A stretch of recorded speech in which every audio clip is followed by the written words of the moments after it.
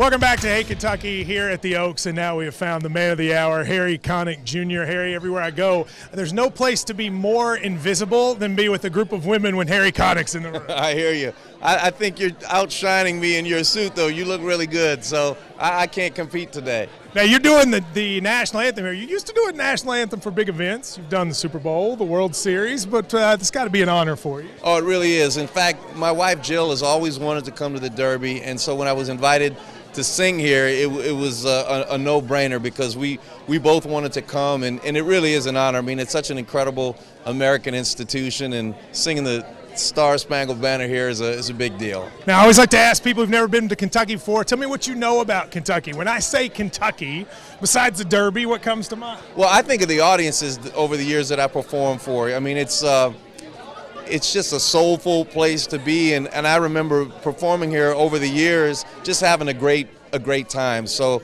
although I haven't been to the Derby, I have spent a lot of time in Kentucky, and it's always been fun. You know, there's the music history here. Bluegrass obviously starts here. You have any interest? You like bluegrass music? Oh yeah, Brian Sutton, who's probably the world's greatest flat picker, is one of my favorite musicians of all time. In fact, I called him to see if he could come play with me today, but he's out of the country. But I love bluegrass, I really do. Now, you grew up in Louisiana. Horse racing, is big in Louisiana. Are you into the ponies at all? Well, my dad loves to go, and when he goes, every once in a while I'll tag along with him. I'm not as big of a fan as he is. In fact, I called him this morning, and he said, "Are you in Kentucky yet?" I said, "Yeah, I'm here."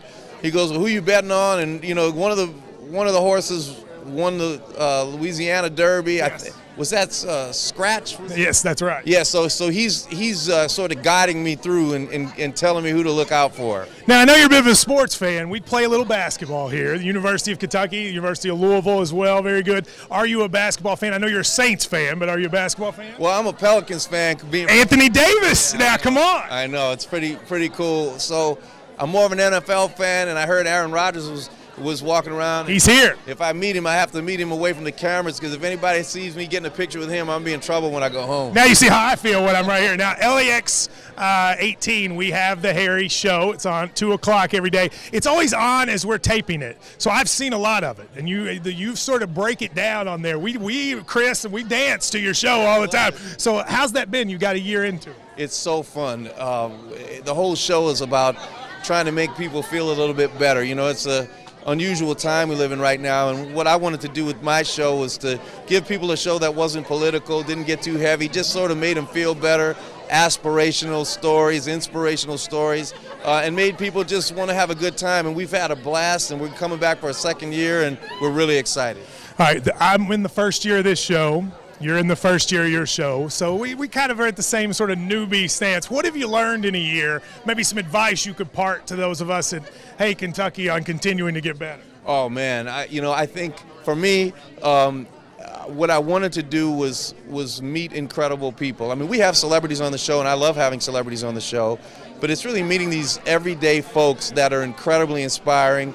And I just wanted to, what I learned was that it is possible to do a successful show and celebrate everyday folks and not do things that are inappropriate, do things that you can watch with your whole family that are still very funny and very entertaining.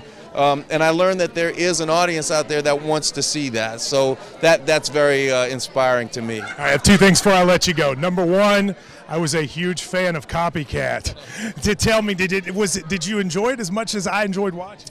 I had a great time doing that movie. As a matter of fact, it was so intense on set that Sigourney Weaver, who played the woman that I was antagonizing, didn't even want to meet me during the show. You were creepy in that movie, I'll be honest with you. I had to sleep on the sofa for a month after I did that film. All right, and last, my mom.